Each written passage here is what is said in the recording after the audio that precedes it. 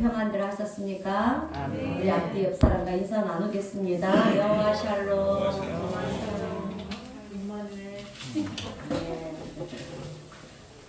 네, 지금 우리는 대림절 절기를 보내고 있습니다. 대림절은 우리가 잘 아는 것처럼 메시아 예수 그리스도가 오심을 우리는 기다리는 절기가 대림절입니다. 그런데 여러분 이 대림절 절기를 통해서 우리가요 물어야 될 질문이 있습니다. 그것은 왜 우리는 예수 그리스도의 오심을 기다리고 있는가라고 하는 질문이에요. 하나님께서 메시아 예수 그리스도를 보내주신다고 그랬는데 그 메시아를 왜 우리는 대망하며 기다려야 되는가? 또 예수 그리스도가 이 땅에 오신 이유가 도대체 무엇인가? 그리고 하나님은 예수 그리스도를 굳이나 우리에게 그렇게 보내시려고 그렇게 작정을 하셨을까? 그래서 여기에 대해서 여러분 우리가요 질문을 하고 알아야 됩니다.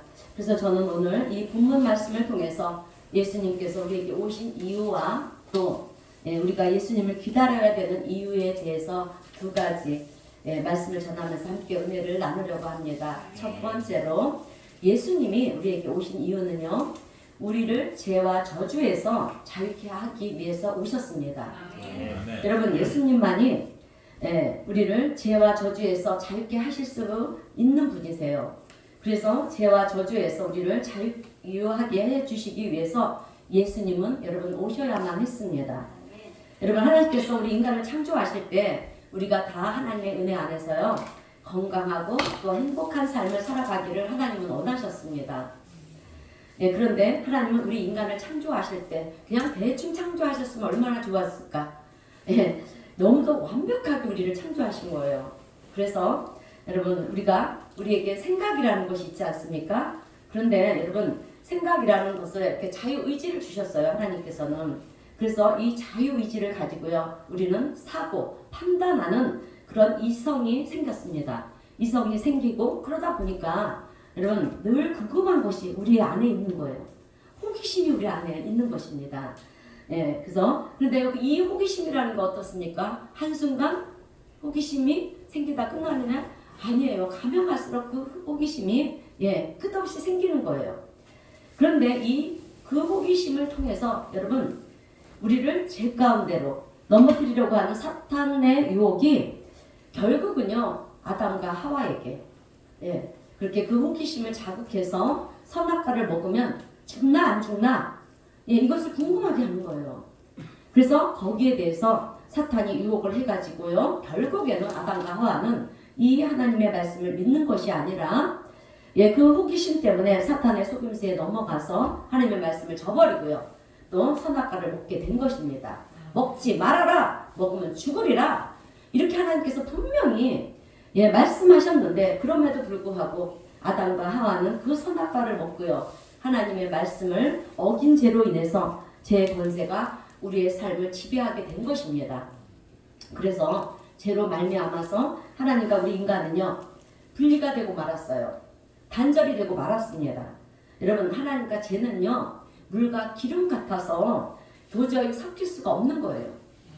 우리가 에덴 동산에서 하나님의 은혜 안에 있었는데 이 죄가 들어와 가지고요 인간이 그 죄로 물들어 버리니까 하나님과는 섞일 수가 없게 되었다라고 하는 거예요.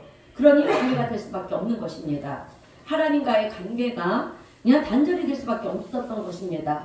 여러분 하나님과의 관계가 단절이 되었다라고 하는 것은요 영적인 죽음을 의미하는 거예요.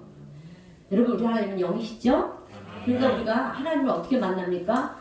영으로 만나는 거예요. 우리의 육체는 육신과 영과 혼이 있잖아요. 그래서 영과의 이 대화가 통해야 되는데 어떻게 됐습니까? 단절이 됐으니까 우리 영혼이 단절이 됐으니까 죽음이라는 거죠. 영혼의 죽음. 영적인 죽음은 그래서 물고기가 물을 떠나면 잠시는 살 수 있지만 끝내 은혜는 어떻게 됩니까? 죽는 거예요. 그죠? 예, 그와 마찬가지로 물고기가 물속에 있을 때 마음껏 자유롭게 살아가는 것처럼 여러분 우리 인간은요 하나님의 은혜 안에 머물 때 자유롭게 그렇게 행복하게 살아갈 수가 있는 존재인데 이 죄로 말미암아서 하나님의 은혜 안에서 우리가 벗어나게 되었다는 것입니다. 그래서 하나님의 관계 단절은요 영적인 죽음을 의미하는 것입니다. 그런데 이 영적인 죽음만을 의미하는 것이 아니라 결국에는요 여러분 우리가 시간이 지나면 육체의 죽음으로도 여러분 이어지게 되었다라고 하는 것입니다. 그래서 우리 인간의 이 총체적인 파멸, 총체적인 멸망을 의미하는 뜻이기도 한 것입니다. 사실 어떤 면에서 보면은요 여러분 선악과 열매가 사과처럼 생겼는지는 몰라도 복숭아처럼 생겼는지는 모르지만 그 과일 하나 먹었다고 해서 여러분 그렇게 총체적인 파멸로 이를 만큼 그렇게 나쁜 짓이냐? 그죠? 이렇게 우리가 질문할 수도 있어요. 그런데 포인트가 뭐냐면 중요한 것이 뭐냐면 여러분 그 선악과를 먹은 그 자체가 중요한 것이 아니에요. 하나님의 말씀을 어긴 것, 하나님의 말씀을 무시한 것, 하나님의 말씀을 믿지 못한 그것이 문제라고 하는 것입니다, 여러분. 그래서 예수님도요 죄에 대해서 말씀하실 때 요한복음 16장 9절에서 이렇게 말씀을 하셨어요. 죄에 대하여라 함은 그들이 나를 믿지 아니하며. 그래서 죄라고 하는 것은요 하나님의 말씀을 믿지 않는 것이 죄고요. 하나님의 말씀을 무시하면서 내 생각대로 사는 것이 죄라고 하는 것입니다. 그런데 그런 죄가 우리 가운데 임하게 되었을 때 그 죄의 결과라고 하는 것은 참 참혹하다라고 하는 거예요. 왜냐? 우리의 인생이 우리의 운명이 여러분 결국 멸망의 길로 떨어질 뿐만 아니라 여러분 삶의 모든 환경에 있어서 비참해지는 인생을 살아가기 때문에 그의 결과, 죄의 결과는 참혹하다라고 하는 것입니다. 그래서 범죄한 아담에게 하나님께서는 창세기 3장 17절 18절에서 이렇게 말씀을 하시는 거예요. 땅은 너로 말미암아 저주를 받고 너는 내 평생에 수고하여야 그 소산을 먹으리라. 그러니까 땅이 아담의 죄로 말미암아서 여러분 저주를 받았다는 것입니다. 그래서 어떻게 되었냐? 18절에서 땅이 내게 가시덤불과 엉겅퀴를 낼 것이라. 이렇게 땅이 저주를 받으니까요 가시덤불과 엉겅퀴를 낸다라고 하는 것입니다. 아담의 죄로 말미암아서 땅에 가시덤불과 엉겅퀴가 내게 되고요. 그래서 모든 사람들은 땀을 흘리면서 열심히 일을 해야지 먹고 사는데 엉겅퀴가 가시를 내기 때문에 내가 노력한 만큼 여러분 소산을 얻지 못한다라고 하는 거예요. 범죄하기 이전에는 하나님의 은혜 안에서 자기들이 먹고 싶은 것을 마음껏 먹었는데 에덴 동산에서 쫓겨난 다음에 내가 친히 땅을 기경을 해야 되고요. 씨를 뿌려야 되고 먹을 것을 내가 거둬야 된다라고 하는 것입니다. 그러니까 하나님의 은혜 안에 있다가 은혜 바깥으로 여러분 쫓겨난 거예요. 그런데 그렇게 쫓겨났다고 해서 여러분 아담과 하와가 온전히 쫓겨난 것은 아니에요. 왜냐? 하나님이 창조하신 여러분 이 세계 안에 산다라고 하는 것은 여러분 여전히 하나님의 은혜 안에 머물고 있다라고 하는 것입니다. 그러나 이전에는 내가 수고하지 않아도 하나님께서 주시는 것을 먹고 살았다라고 하면 이제는 내가 직접 땅을 갈고 또 수고하고 땀을 흘려야 된다라고 하는 것입니다. 그런데 그렇게 여러분 노력을 해도요 땅은 어떻게 됐다고 했습니까? 가시덤불과 엉겅퀴를 주기 때문에 땅이 우리가 노력한 만큼의 결실을 얻지 못한다라고 하는 거예요. 그래서 늘 괴로움 속에 여러분 우리가 살아가야 되는 것이 우리 인간의 운명이라고 하는 것입니다. 그런데 죄라고 하는 것은요 거기서 끝나는 것이 아니라는 거예요. 죄는 항상 따라오는 것이 있는데 그것이 무엇이냐면 질병과 죽음이라는 것입니다. 질병과 죽음, 질고, 어려운 삶, 그리고 비참한 삶, 저주 이런 것들이 죄의 부산물로 여러분 따라오는다라고 하는 것입니다. 그래서 죄의 결과로 인해서 우리는 병에 걸리기도 하고요. 또 어려움을 당하기도 하고 그리고 죽음에 이르게 되는 것입니다. 물론 모든 질병이 여러분 다 죄로 인한 것이다 이렇게 볼 수는 없어요. 그렇지만 모든 것을 총체적으로 볼 때 우리 인간이 살아가는 데 있어서 여러분 안 좋은 비참한 삶이라고 하는 것은 결국에는 하나님과의 관계가 단절되었기 때문에 오는 것이라고 볼 수가 있습니다. 그런데 이런 질문을 하는 분들이 있어요. 선악과를, 목사님, 선악과를 따먹으면 하나님은 안 죽는다고 했는데 아담과 하와는 선악과를 따먹었는데 안 죽었는데요? 여러분, 안 죽은 것이 아니에요. 첫 번째는 영적인 죽음이 있었고요. 예, 그리고 결국에는 여러분 우리가 무한한 인생을 삽니까? 아니잖아요. 유한한 인생을 살다가 죽었어요, 여러분. 예, 결국에는 죽음이라는 것이 들어왔어요. 우리의 삶을 괴롭히다가 때가 되면 죽게 된다라고 하는 거예요. 그나마 유한한 인생을 살아가는 데 있어서도 여러분 평안한 삶이냐? 아니라는 거예요. 예, 질병과 질고에 시달리는 그런 인생을 살게 되는 것입니다. 그래서 아담과 하와가 범죄함으로 말미암아서 그 후손들이 우리 모든 인생은 아담과 하와의 후손들이잖아요. 예, 이렇게 모든 인생들은요 이런 제약된 환경을 벗어나지 못하고 살아가는 것입니다. 생로병사의 고통 속에서 살다가 여러분 죽는 것이 우리 인간의 운명이라고 하는 것입니다. 그렇다라고 하면 우리가 사는 데 있어서 우리의 최대 관심사가 무엇이어야 되겠느냐라고 하는 거예요. 여러분 우리의 최대 관심사는요 이 죄의 문제를 어떻게 하면 우리가 해결할 수가 있겠는가라고 하는 거예요. 이것이 제일 중요한 관심사가 될 수밖에 없어요. 왜냐하면 로마서 6장 23절에 말씀을 보면 죄의 삭은 사망이요 라고 했지 않습니까? 그러니까 죄의 문제를 해결하기 위해서는 죽는 길밖에 없다라고 하는 거예요. 우리 사람으로서는 해결 방안이 없다라고 하는 거예요. 답이 없다는 거예요. 그래서 하나님의 해결 방안이 생겼어요. 하나님의 해결 대책은 무엇이냐? 죄가 없으신 예수 그리스도를 통해서 우리의 죄를 대신해서 여러분 죽게 만드시는 거였어요. 그래서 우리는 우리의 죄를 사함받게 되었고요. 또 그래야 우리가 하나님과의 관계가 회복이 되고 구원에 이를 수가 있게 된 것입니다. 그래서 하나님은 이 원리를 가르치기 위해서 여러분 이스라엘 백성들을 택하신 거예요. 택하시고요. 또 그들에게 율법을 주시면서 이 죄가 사함받는 길이 뭔지를 하나님은 가르쳐 주셨어요. 그래서 그것이 무엇이냐? 죄가 없는 어린 양. 어린 양을 데리고 와서 그 양의 머리에 내 손을 얹는 거예요. 그렇게 되면 어떻게 됩니까? 성경 말씀을 안다면 우리는 알지 않습니까? 내 손을 그 양의 머리에 흠없고 순결한 그 양의 머리에 내 손을 얹게 되면은요, 이제 내 죄값으로 내가 죽어야 되는데, 그 양한테 내 죄가 전가가 되는 거예요. 그래서 내가 죽는 것이 아니라 이제 그 양이 대신 죽어주는 것입니다. 그래서 내 죄가 사함을 받는 거예요. 이것이 구약의 제사함의 방법, 길이었습니다. 그리고 이제 신약에 와서 지금 우리가 신약 시대에 살고 있지 않습니까? 신약에 와서 이제 예수 그리스도가 십자가에서 여러분 죽으심을 통해서 우리의 죄가 다 전가를 받고요. 아멘. 우리의 죄가 다 전가를 받았습니다. 예수님의 십자가에서 죽으심으로 내가 죽어야 되는데 예수님이 대신 죽으셨기 때문에 내 죄가 사함을 받은 것입니다. 그런데 양의 머리에 내 손을 얹었을 때 내 죄가 전가가 되는 것은요, 물리적으로 전가가 되는 게 아니에요. 여러분 믿음으로 되는 것입니다. 여러분 우리의 기독교는요 믿음의 종교예요. 무엇이든지 다 믿어야 돼. 하나님의 말씀은 어떤 말씀이라도 다 믿어야 되는 거예요.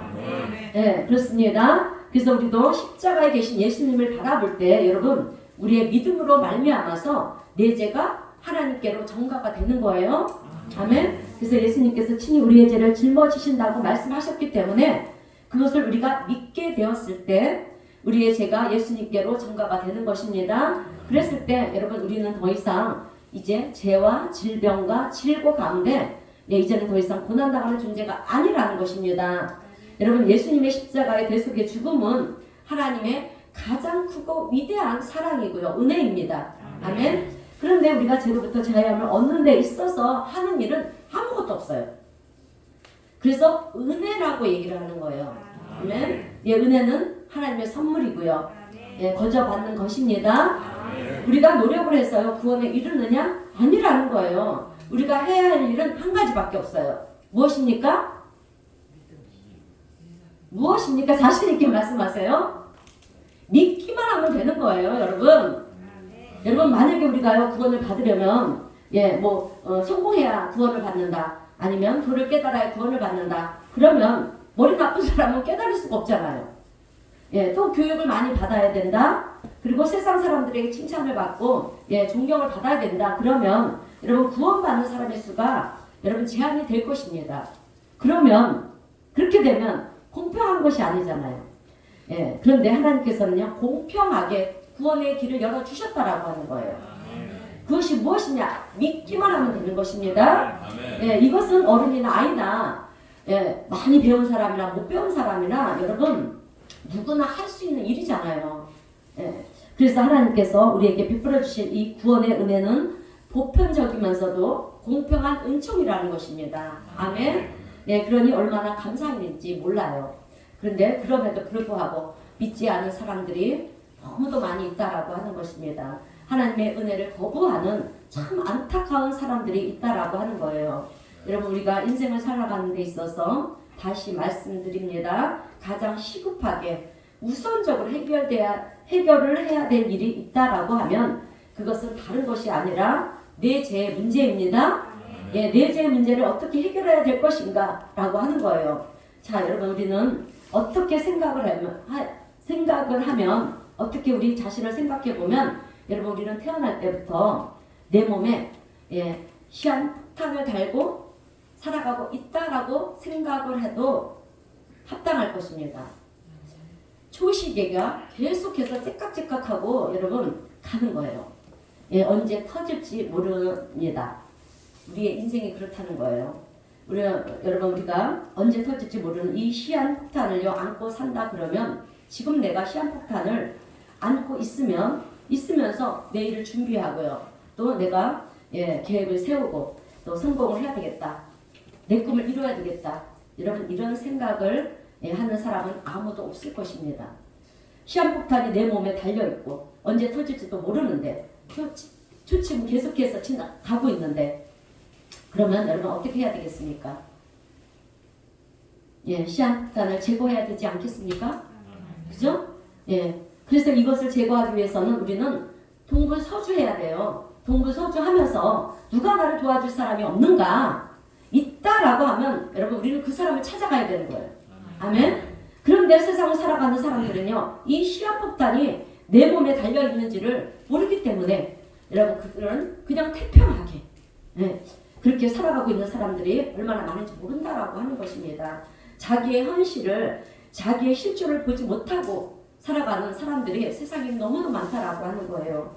우리 인간의 운명이 어떻게 끝이 나는지 내 인생이 어떻게 끝이 나는지 모르면서 사는 사람들이 여러분 세상에 너무 많이 있다라고 하는 것입니다. 그런데 이 시한폭탄 같은 내 죄를 여러분 해결해 줄 수 있는 사람은 내 몸에서 그 시한폭탄을 떼어줄 수 있는 사람은 세상에 한 사람도 없어요. 오직 여러분 우리 예수님만이 하실 수 있는 일이라고 하는 것입니다. 그래서 사도행전 4장 12절 말씀을 보게 되면 이렇게 말씀하고 있어요. 우리 사도행전 4장 12절 말씀 다시 다 함께 읽어보겠습니다. 시작. 다른 이로서는 구원을 받을 수 없나니 천한 사람 중에 구원을 받을 만한 사람이 우리에게 주시옵소서. 아멘. 그래서 세상에서는요 우리 기독교를요 뭐라고 얘기하잖아요. 편협하다. 독선적이다. 이렇게 얘기를 해요. 그런데 실제적으로 여러분 우리의 이 죄의 문제를 해결해 줄 수 있는 사람이 여러분 누가 있겠습니까? 나부터 죄인인데 내가 누구의 죄를 해결해 줄 수 있단 말입니까? 그죠? 해결할 수 있는 분은 오직 죄가 없으신 분밖에 없는 거예요. 그런데 이 세상에서 죄가 없으신 분은 예수님밖에 없는 것입니다. 그런데 이 세상에서 그런데요 여러분 아담의 후손으로 태어난 우리 모두에게는 여러분 죄의 속성을 가지고 태어났어요. 그러나 예수님은요 오늘 성경 말씀에서 뭐라고 말씀합니까? 성령으로 잉태되었다. 성령님으로 인해서 잉태가 되신 분이시라는 거예요. 죄가 없이 잉태되신 분이시라고 지금 말씀하고 있습니다. 그래서 오늘 우리는요 예수님의 대속의 은총을 믿음으로 말미암아서 우리가 죄로부터 자유케 된 줄로 믿습니다. 아멘. 여러분 이스라엘 백성들은요 오랜 세월 동안 외부의 세력으로부터 여러분 침략을 당했어요. 공격을 당해서 너무나 큰 고통과 또 억압 속에서 그렇게 힘들고 괴로운 시간을 겪고 있었습니다. 그래서 그들은요 그런 상황 속에서 자유로워지고 싶었어요. 그런데 억압 속에서 여러분 자유를 줄 수가 있어요? 희망이 없는 것입니다. 예, 그런데 이때 들려오는 여러분 예언자의 외침이 있었어요. 그것이 무엇이냐? 하나님께서 메시아 예수 그리스도를 너희들에게 보내주실 것이다. 아멘. 그래서 이스라엘 백성들은요 이제 메시아에 대한 희망을 가졌어요. 예, 그런데 우리가 잘 알다시피 이스라엘 백성들은 그 메시아가 오면 어떻게 생각을 했습니까? 다윗 왕처럼 그렇게 왕국이 다시 세워질 것이다. 예, 외세의 침략으로부터 우리를 자유하게 해주실 것이다. 잘못 생각들을 하고 있었지 않습니까? 그런데 하나님은 이보다 더 근본적인 문제를 여러분 해결하기 위해서 메시아를 보내신 거예요. 예, 여러분 한번 생각해 보세요. 정치적으로나 군사적인 이 메시아가 와가지고요 이스라엘 백성들을 그 외부의 침략으로부터 독립을 시켜 주었다. 자유하게 해 주었다. 그것이 무슨 의미가 있겠습니까? 여러분 여전히 내 몸에는 시한폭탄이 달려 있는데, 예, 여러분 우리가요 이 해방이 되고 자유함을 맞이했다고 해도 내 몸에서는 언제 터질지 모르는 이 시한폭탄이 째깍째깍 하고 돌아가고 있다고 그러면 여러분 어느 누가 행복하다라고 얘기할 수가 있겠습니까? 예, 오늘 메시아가 오신 것은요 우리의 어떤 환경의 축복보다도 여러분 우리 안에 있는 우리의 힘으로는 어찌할 수 없는 이 죄의 문제를 끊어내기 위해서 여러분 우리 예수님은 오셨다라고 하는 것입니다. 자 여러분 하나님은 우리 인간의 운명이라는 것이 열심히 살다가 노력하며 살다가 끝내는 멸망으로 떨어질 수밖에 없는 그런 운명을 가지고 살아가는 존재라는 것을 하나님은 너무도 잘 알고 계셨어요. 그래서 하나님께서는 우리를 죄로부터 죽음과 멸망의 위험으로부터 우리를 건지시기 위해서 당신의 아들 독생자 예수 그리스도를 우리에게 보내주신 것입니다. 그리고 그 예수를 믿음으로 우리는 하나님의 자녀가 되었고요. 죄로부터 자유를 얻게 되는 구원의 축복을 우리가 얻게 된 줄로 믿습니다. 자, 그래서 이 일을 위해서 예수님은 성탄절에 우리에게 오셔야만 했던 것입니다. 하나님은 우리를 구원하기 위해서 당신의 아들 예수 그리스도를 보내실 수밖에 없었다라고 하는 거예요. 여러분 예수님께서 우리에게 오신 이유는 그리고 우리가 그 예수님을 갈망하고 기다려야 되는 이유는요. 우리 인간의 실존 문제 무엇입니까? 죄 문제를 해결할 수 있는 이 죄로부터 자유를 주실 수 있는 유일한 분이시기 때문에 우리는 그 예수 그리스도를 여러분 갈망하지 않을 수가 없는 거예요. 그러므로 이 성탄의 계절에 예수님 모심을 다시 한번 우리가 감사하면서 또 찬양하시는 우리 성도님 모두가 되시기를 주님의 이름으로 축원드립니다. 자, 두 번째로 예수님이 오셔야 되는 이유는 모든 질병과 질고로부터 자유하게 자유케 하기 위해서 오셨다라고 하는 것입니다. 여러분 사람은 누구나 질병과 질고로부터 여러분 고통을 당하면서 살아갑니다. 그래서 우리가 인생을 얘기할 때 가장 많이 얘기하는 것이 무엇입니까? 생로병사, 그죠? 태어나는 것입니다. 생은 태어나고요. 태어남과 동시에 노병사, 늙고 병들고 죽는 그 길을 향해 우리가 가고 있다는 것입니다.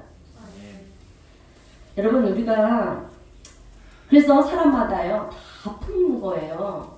아픈 사람이 없잖아요. 다 아프지 않습니까? 아무리 의학이 발전이 돼도요 못 고치는 병들이 있어요. 여러분 우리가 인생을 살다 보면 파도가 밀려오는 것처럼 문제의 파도가 밀려오지 않습니까? 그런데 그 문제의 파도를 우리가 잘 넘어간다고 해서 여러분 문제가 오지 않습니까? 끝입니까? 아니라는 거예요. 또 새로운 파도가 문제의 파도들이 계속해서 여러분 찾아오는 것이 우리의 인생이에요. 그래서 우리가요 여러분 그 파도를 맞다보면 어떻게 됩니까?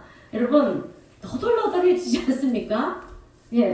너덜너덜해져가지고 이제 희망이라고 찾아볼 수가 없는 그런 인생이 되는 것이 여러분 우리들의 모습이라는 거예요. 그런데 여러분 성경을 보니까 마태복음 11장 28절에서 뭐라 말씀하냐면 수고하고 무거운 짐진 자들아 다 내게로 오라 내가 너희들을 쉬게 하리라 이렇게 하나님께서 말씀하시는 거예요. 여러분 그런데요 예수님께로 나온 자마다 우리 예수님께서는요 한 사람도 그냥 돌려보는 사람이 없어요. 다 문제를 해결해 주셨고요. 아멘. 치료해 주셨고 회복시켜 주셔서 하나님으로 인해서 기뻐하고요. 또 웃을 수 있는 그런 삶을 우리 예수님은 살아가게 해 주셨다라고 하는 것입니다. 여러분 우리 인간이 아무리 잘났다 그래도요. 여러분 한번 보세요. 코로나 이 하나가 오니까 어떻게 되었습니까? 다 절망들을 하지 않았습니까? 네. 죽게 되었다. 못 살게 되었다. 예, 그렇게 얘기들 했어요. 그렇다고 정치적으로, 경제적으로 여러분 코로나를 막아냈습니까? 못 막아냈습니다. 과학이 아무리 발전이 되었어도 못 막았어요. 백신 맞으면 된다고 그러지 않았습니까? 그런데 벌써 몇 번째입니까? 몇 번째 백신을 맞고 있어요? 그래요. 5번째 지금 백신을 맞고 있지 않습니까? 새로운 변이 바이러스가 백신을 이렇게 맞고 있다는 것은 새로운 변이 바이러스가 계속해서 나오고 있다는 것이 아니겠습니까? 앞으로 여러분 어떤 것들이 나올지 아무도 예측할 수가 없어요. 결국 우리 인생의 능력이라고 하는 것은 거기까지라는 거예요. 하나의 질병을 해결했다고 해서 모든 질병을 다 해결할 수 있느냐? 아니라는 것입니다, 여러분. 그런데 그럼에도 불구하고 우리는 좀 안다고, 좀 뭔가를 발명했다고, 좀 더 뭔가 새로운 지식을 발견했다고 해서 모든 것을 아는 것처럼 그렇게 행동들을 한다라고 하는 것입니다. 이런 모습을 하나님이 보실 때 어떻게 생각하시겠느냐고요. 가소롭게 보신다라고 하는 것입니다. 오늘 하나님을 믿고요. 신앙생활을 하는 우리 성도님들은 세상 상황이 어떠하든지 여러분 하나님은 여전히 살아계시고요.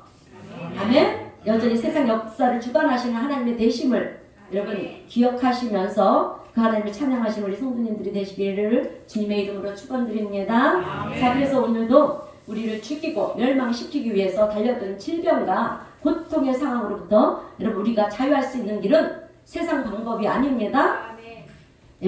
우리가 하나님을 신뢰하고요. 하나님의 말씀을 믿음으로 인해서 우리가 자유케 될 수 있다라고 하는 것을 우리는 깨달아 알아야 될 줄로 믿습니다. 여러분 우리가 믿음 생활을 하는 것은요. 단순히 종교 생활을 하는 것이 아니에요. 사도행전을 보면 여러분 초대교회 때 많은 아주 수많은 기적들이 일어났어요. 그래서 아픈 사람들이 오면 어떻게 됐습니까? 모두가 다 고침을 받았어요. 그리고 문제가 있는 사람들이 오면 다 해결함도 받았고요. 해결함을 받았고 또 귀신 들린 자가 오면 어떻게 됐습니까? 귀신이 쫓겨나가는 그런 역사가 일어났어요. 이것이 초대교회 때 모습입니다. 그래서 이런 기적들을 통해서 복음이 진리라고 하는 것을요. 세상 사람들이 자기의 눈으로 보면서 확신을 했다라고 하는 거예요. 여러분 우리 종교는요. 우리가 경험을 해야지 믿을 수가 있는 종교예요. 우리 기독교는. 그러니 여러분 그 당시에 그들의 눈으로 직접 그런 기적과 이적들을 봤으니까 확신한 것이 아니에요. 그러니까 교회로 수많은 사람들이 몰려올 수밖에 없었어요.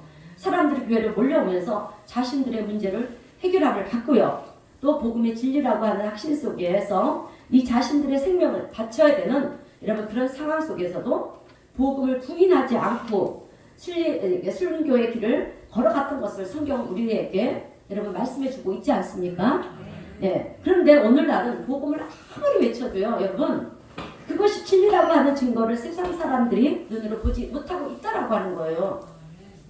왜? 기적이 일어나지 않기 때문에. 물론 지금도 기적이 일어나고 있긴 하지만 그것이 눈에 띄게 그 초대교회처럼 눈에 막 보여지는 것이 아니고 아주 어쩌다가 눈에 띄게 보편적으로 일어나는 현상들이 아니기 때문에 그러다 보니까요 여러분 세상에서는 너희들이 하는 얘기는 믿을 수가 없다 그러는 거예요. 어떻게 우리 기독교가 이런 형편과 처지 가운데까지 와 있는지를 모르겠습니다. 도대체 이것은 누구의 책임일까? 여러분 누구의 책임이겠습니까? 우리의 책임이에요. 먼저는 목회자들의 책임이고요. 그리고 또 세상을 따라가면서 하나님의 말씀을 믿지 못하는 성도님들의 책임입니다. 하나님의 말씀을 믿지 못하는 곳에서 어떻게 하나님의 역사가 나타나고요. 기적이 나타날 수가 있겠냐고 하는 거예요. 저는 오늘 우리 교회가 우리 은혜사랑교회가 여러분 초대교회처럼 정말 복음의 능력을 발휘할 수 있는 그런 교회가 될 수 있도록 다시금 여러분 회복하는 우리 교회와 우리 성도님들이 되었으면 정말 좋겠습니다. 성도님들이 되시기를 주님의 이름으로 축원드립니다. 여러분 저는요 언젠가부터 왜 이런 놀라운 능력이 일어나지 않은가? 초대교회 때는 넘치도록 일어났는데, 그래서 가만히 이렇게 생각을 해보니까 여러분 1980년대 이전까지는 여러분 기적들이 많이 일어났어요. 그때 당시 1980년도가 제가 대학교가 초년생 때였는데 여러분 그 당시에 그 이전에 이런 여의도의 순복음교회 여러분 이런 지금의 대형 교회들이요 대형 교회들에서 얼마나 여러분 기적들이 많이 일어났는지 몰라요. 그 외에도 많은 교회에 기적들이 일어나서 많은 사람들이 교회로 막 몰려들었어요. 그래서 그때 한참 그렇게 부흥들이 일어났고요. 성도들이 믿기 시작했습니다. 와서 보니까 기적들이 일어나는 거고 내가 질병을 가지고 갔더니 그 질병이 치료함을 받고 문제를 가지고 갔더니 문제가 해결을 받고 그러니 교회로 몰려들 수밖에 없는 거예요. 그런데 여러분 1980년대를 지나가면서 부터 이런 기적들이 사라졌다라고 하는 거예요. 왜 사라졌느냐 하면 문명이 발전과 더불었어요. 과학과 의학이 발전을 하다 보니까 이제는 더 이상 사람들이 하나님을 의지하지 않는 거예요. 약을 의지하고요. 의학의 기술을 의지했다라고 하는 것입니다. 그러니까 하나님을 의지하지 않고요. 새로운 의학의 기술을 따라가는 거예요. 여러분. 하나님의 말씀을 듣는 것이 아니라 과학적 지식을 우리가 듣게 되었다라고 하는 것입니다. 그러니 이 과학적 지식을 갖고 있는 사람들의 입장에서 볼 때는 우리가 기적이라고 얘기를 하면 여러분 얼마나 미신적인 얘기인지를 모르는 거예요. 사실 그런 얘기를 들으려고도 하지 않습니다. 오히려 교회 가서 기도하는 사람들을 이상하게 보는 거예요, 여러분. 과학적인 논리에 의해서 맞지가 않는다라고 하는 거예요. 그래서 이 시대는 한마디로 말하면 하나님의 역사를 기대하지 않는 세대라고 하는 거예요. 그러니 하나님의 역사를, 하나님의 기적을 믿지 않는데 여러분 하나님께서 어떻게 여러분 역사를 하실 수 있겠습니까? 하나님은 우리의 믿음에 따라서 역사하시는 하나님이십니다. 우리가 믿지를 않는데 굳이나 역사하실 필요가 없는 거예요. 여러분 하나님은 우리의 믿음에 따라서 기적을 행하십니다. 역사를 행하세요. 그래서 이 시대에 중요한 것은 우리가 하나님을 향한 여러분 믿음의 회복이 있어야 된다라고 합니다. 오늘 우리 성도님들은 하나님을 향한 믿음을 다시금 회복하시기를 주님의 이름으로 축원드립니다. 믿음이 회복이 되어질 때 우리는 초대교회처럼 여러분 놀라운 기적의 역사가 다시 일어나는 그런 교회의 현장을 보게 될 줄로 믿습니다. 그래서 믿음이 회복이 되는 것이 가장 우선이라고 하는 것입니다. 그래서 저는 오늘 우리 성도님들에게 성경 4곳의 말씀을 드리려고 해요. 이 말씀을 여러분 믿음으로 받으시기를 주님의 이름으로 축원드립니다. 그럴 때 하나님의 놀라운 역사가 우리의 삶 가운데 맺게 되는 줄로 믿습니다. 자, 첫 번째는 누가복음 1장 37절입니다. 암송 구절이에요. 이 4가지 말씀은요, 되도록 암송하세요. 자, 누가복음 1장 37절 시작. 대저 하나님의 모든 말씀은 능하지 못함이 없느니라. 아멘. 자, 하나님의 모든 말씀은 능하심이 없다는 이 말씀을 오늘 우리 성도님들은 믿으십니까? 아멘. 꼭 암송하세요. 아멘. 자, 두 번째는 마가복음 11장 23절 24절입니다. 함께 읽겠습니다. 시작. 내가 진실로 너에게 이르노니 누구든지 이 산더러 돌려 바다에 던지라 하며 그 말하는 것이 이루어질 줄 믿고 마음에 의심하지 아니하면 그대로 되리라. 그러므로 내가 너에게 말하니 무엇이든지 기도하고 구할 것은 받은 줄로 믿으라. 너에게 그대로 되리라. 아멘. 여러분 이 산더러 들려 바다에 던져지라 그랬는데요. 그것을 믿으면 여러분 그렇게 된대요. 그런데 이것이 믿어집니까? 아멘. 할렐루야. 자, 그리고 24절에서 무엇이든지 기도하고 구하는 것은 받은 줄로 믿으라. 여러분 받을 줄로 믿으라가 아니에요. 받은 줄로 믿으라 그랬어요. 그리하면 너에게 어떻게 된다? 그대로 되리라. 여러분 너무도 귀한 말씀이에요. 그런데 우리는 기도하고 나면 어떻습니까? 하나님 안 달라졌는데요?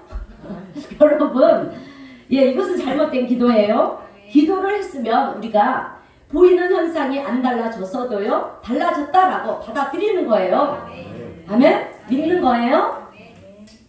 왜? 하나님은 우리의 믿음대로 행하시기 때문에. 그래서 항상 우리는 믿음이 중요하다고 합니다. 참 말이 안 되는 것 같지만 여러분 이것이 믿음의 원리라고 하는 거예요. 예, 우리는 정말 믿어지지 않는 것들을 믿는 것이 그것을 믿을 때 하나님이 역사하시는 줄로 믿습니다. 그래서 히브리서 11장 1절의 말씀을 보면 믿음은 말씀이 안 나왔어요. 믿음은 보이지 않는 것들의 증거이고 바라는 것들의 실상이라고 말씀하지 않습니까? 그러니까 이 말씀이 쉽게 말하면 무슨 말씀이냐면 여러분 미래로 달려가서 현재에 있는 내가 미래로 달려가서 그 미래를 현재로 풀고 오는 것을 말하는 거예요. 이해가 되셨습니까? 뭐라고요? 미래로 가서 그 미래를 현재로 끌고 오는 거예요. 예, 이게 보이지 않는 것들의 증거고요. 바라는 것들의 실상이라는 것입니다. 이해되셨죠? 자, 그래서 믿음의 기도는요. 기도를 했는데 상황이 안 달라졌어도 기도했으니 상황은 달라졌다. 이것을 확신하는 거예요. 자, 그래서 오늘 성경에서는 무엇이든지 기도하고 구하는 것은 받을 줄로가 아니라 받은 줄로 믿으라. 예, 그리하면 너희에게 그대로 되리라. 예, 그런데 그럼에도 불구하고 우리는 어떻게 산이 들려서 바다에 던져지는 그런 일이 가능하겠냐라고 그렇게 의심을 한다라고 하는 거예요. 과학적인 사고와 여러분 세상의 경험으로 지배를 받고 있는 우리의 생각으로는 여러분 그것이 이해가 안 된다라고 하는 거예요. 그런데 그런 우리에게 주시는 말씀이 세 번째 말씀인데요. 마태복음 19장 26절입니다. 자, 함께 읽겠습니다. 시작. 예수께서 이르시되 사람으로는 할 수 없으나 하나님으로서는 다 하실 수 있느니라.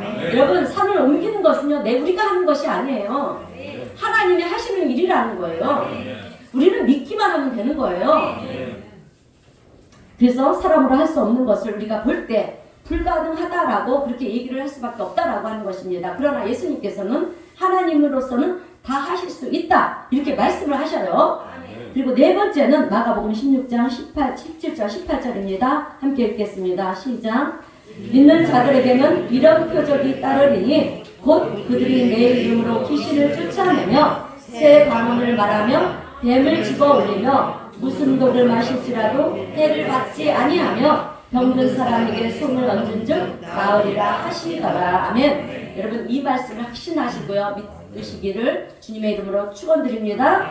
자, 우리를 괴롭히고요. 우리의 가정을 괴롭히고 우리 자녀들을 탈선하게 하는 그 배후에는 여러분 악한 영이 있다라고 하는 거예요.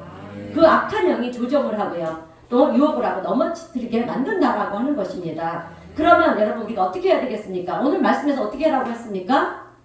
예수님의 이름으로 명하노니 악한 영들을 우리 자녀들에게서 떠나갈지어다. 여러분 명령하는 거예요. 예수님께서 내 이름으로 귀신을 쫓아내라고 말씀하시지 않았습니까? 그래서 우리는 이제 중독의 이 증상들을 예수님의 이름으로 끊어질지어다. 여러분 우리가 중독들이 되어 있는 것들이 얼마나 많이 있습니까? 그래서 중독의 증상들은 예수님의 이름으로 끊어질지어다 이렇게 명령하는 것입니다. 그리고 우리를 미혹하게 하고 유혹하는 이런 악한 모든 영들은 나사렛 예수님의 이름으로 명하노니 떠나갈지어다. 아멘. 이렇게 명령하는 것입니다. 그리고 우리 주변에 병든 사람이 있으면 어떻게 하라고요? 약을 의지하기 이전에 먼저 어떻게 하라고요? 손을 얹는 거예요. 여러분 목사님들만 손을 얹는 것이 아니에요. 믿는 자들이라고 했잖아요. 믿는 자들이라고 했으니까 여러분 모두에게도 능력을 주셨다라고 하는 것입니다. 병든 사람에게 손을 얹은 즉 나으리라 하셨어요. 그러니까 주님 나는 이 말씀을 믿습니다. 진짜 믿으면요 그것이 우리의 삶에서 실천되어져야 한다라고 하는 것입니다. 사람으로는 할 수 없지만 우리 하나님으로서는 하실 수 있는 줄로 믿습니다. 자, 하나님의 모든 말씀은 능하지 못함이 없는 줄로 나는 믿습니다. 그래서 나는 오늘 하나님의 말씀을 의지해서 손을 얹습니다. 손을 얹었으니 그렇게 될 줄로 믿습니다. 받은 줄로 믿습니다. 이 믿음을 가지시고요. 우리가 선포하게 될 때 기적은 나타나게 되는 줄로 믿습니다. 이 외에도 성경에는 수많은 말씀들이 약속의 말씀들이 있어요. 능력이 나타나고요. 또 기적이 일어날 말씀들이 있습니다. 그래서 요한복음 14장 13절 14절에서 예수님이 이렇게 말씀하셨어요. 너희가 내 이름으로 무엇을 구하든지 내가 행하리니 함께 있습니다. 내 이름으로 무엇이든지 내게 구하면 내가 행하리라. 아멘. 자, 예수님께서 약속하신 말씀이에요. 진리이신 예수님께서 약속하신 말씀이기 때문에 여러분 이 말씀은요 반드시 이루어진다. 아멘. 이루어질 수밖에 없다라고 하는 거예요. 그래서 우리는 이런 말씀을 근거로 해서요, 여러분 하나님 이렇게 말씀하셨잖아요. 예, 하나님 말씀 주실 때 꼼짝 못하세요.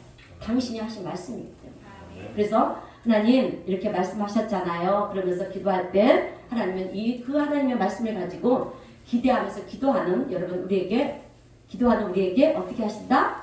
기적으로 역사하시는 하나님이 되시는 줄로 믿습니다. 자, 우리가 정말 하나님의 말씀을 믿는다라고 하면 기도하는 시간이 우리에게 얼마나 큰 유익을 주는 시간인지 모른다라고 하는 거예요.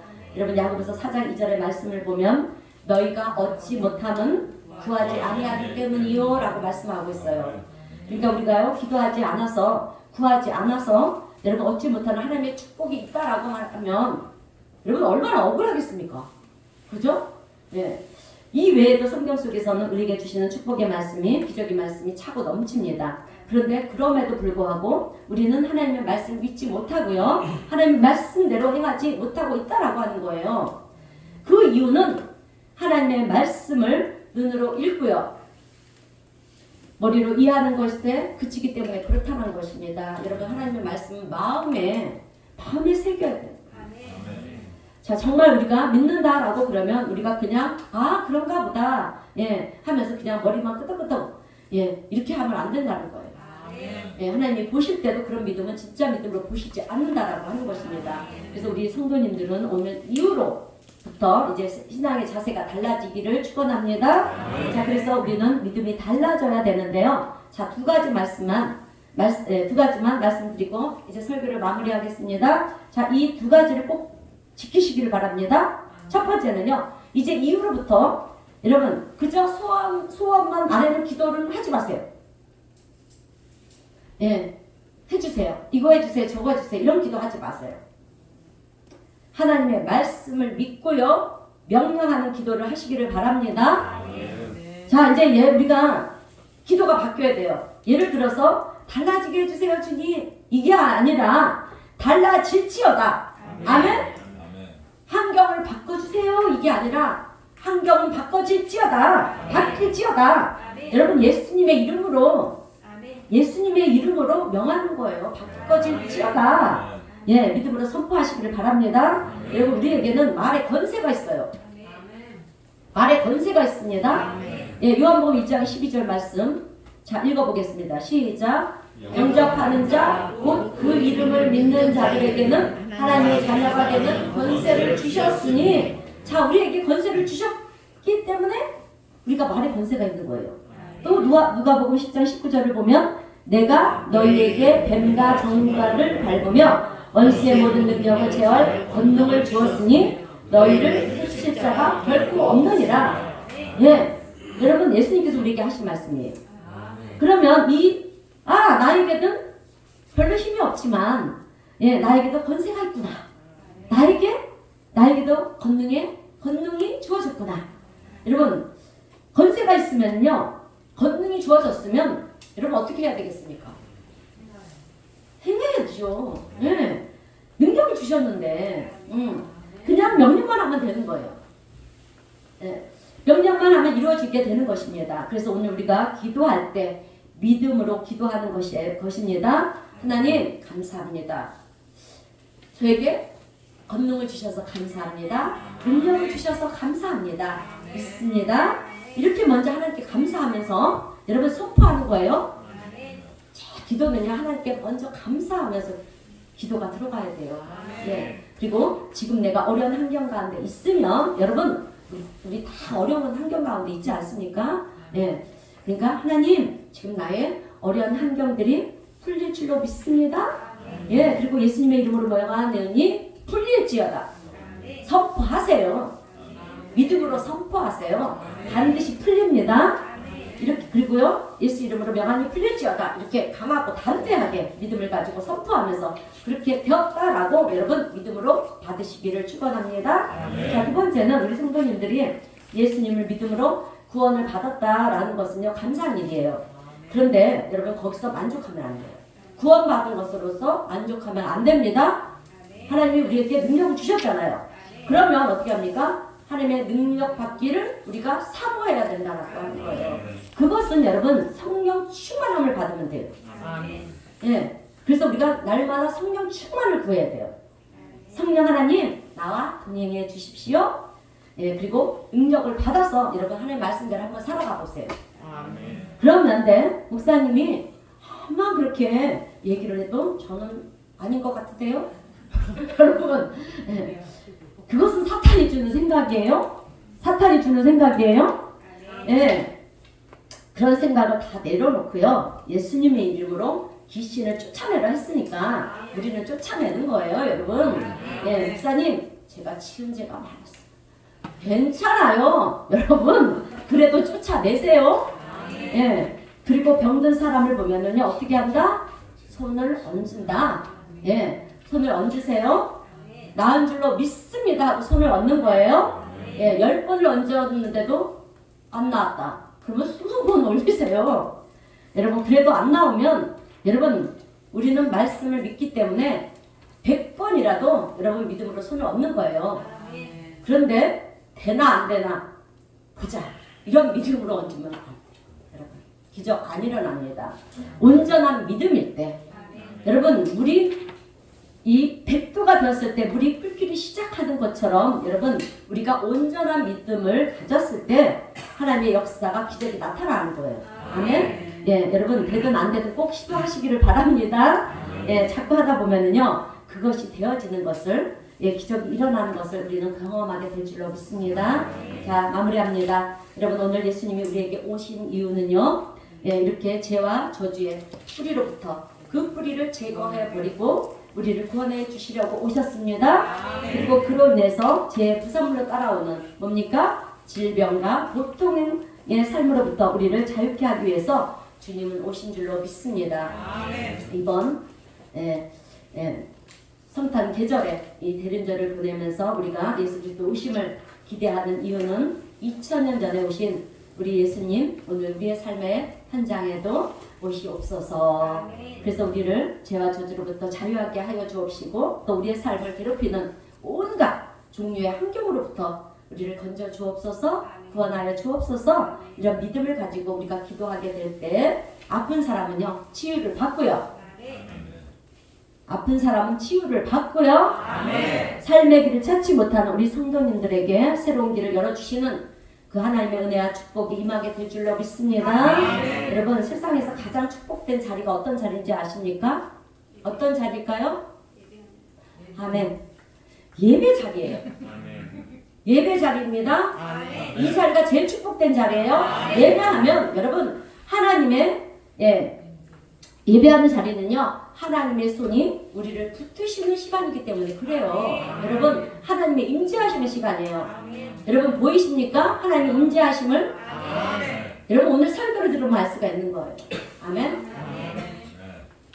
비밀인데요. 한 가지 그렇지. 목사님들이 힘나게 설교할 때는요. 하나님이 목사들을 붙들고 계시는 거예요. 여러분 믿으시기를 바랍니다. 그래서 제가 힘없이 설교할 때는 여러분들이 마음속으로 막 기도를 해야 돼요. 하나님 우리 목사님 붙들어주세요. 할렐루야. 아멘. 그렇게 해주시길 바랍니다.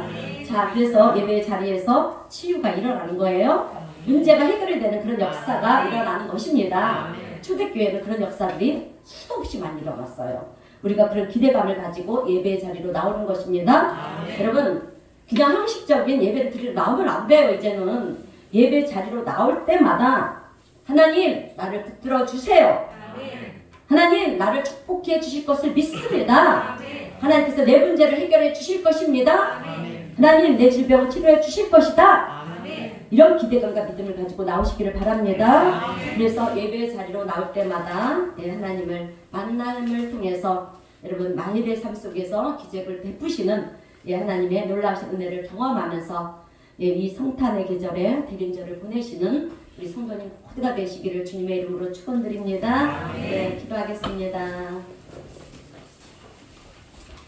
사랑의 하나님 아버지 은혜 감사드립니다. 오늘 말씀을 통해서 우리의 믿음이 우리가 믿음 생활을 한다는 것이 무엇인지를 주님 다시금 깨닫게 하여 주셔서 감사합니다. 이제 우리 성도님들이 하나님 전에 나올 때마다 주님 기대감을 가지고 나오게 하시고 또 믿음을 가지고 나오게 해주셔서 하나님의 말씀을 굳게 믿고 또 실천하는 성도들이 되게 하여 주셔서 하나님의 말씀이 참으로 기적을 나타내는 말씀이라는 것을 매일의 삶 속에서 경험하며 사는 우리 성도님 모두가 되게 하여 주시옵소서.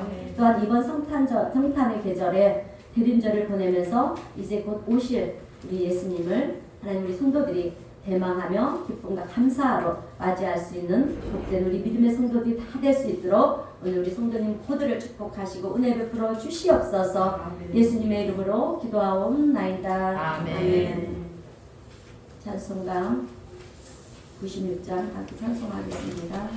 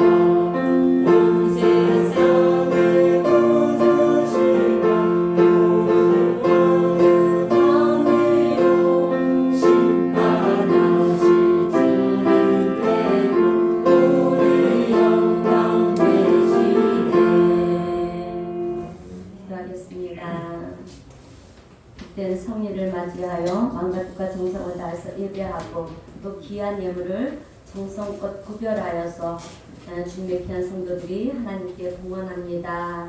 우리 주님 희망하시고 하늘의 신령한 은혜와 축복으로 임하여 주시옵소서. 또한 우리 성도님들에게 믿음을 더하여 주셔서 세상을 사는 동안에 늘 주님의 은총 가운데 살게 하시고 또 하나님의 은혜로 부족함이 없는 삶을 살게 하여 주시옵소서. 성탄의 계절에 어려워하는 이들이 주님 많이 있습니다. 어려운 이웃들을 우리가 돌아보게 하시고 또 그리스도의 사랑으로 사랑을 전하고 나누는 그런 귀하고 복된 우리 교회와 성도들이 다 되게 하여 주시옵소서. 그래서 하나님이 기뻐하시는 인생을 살아갈 때 우리의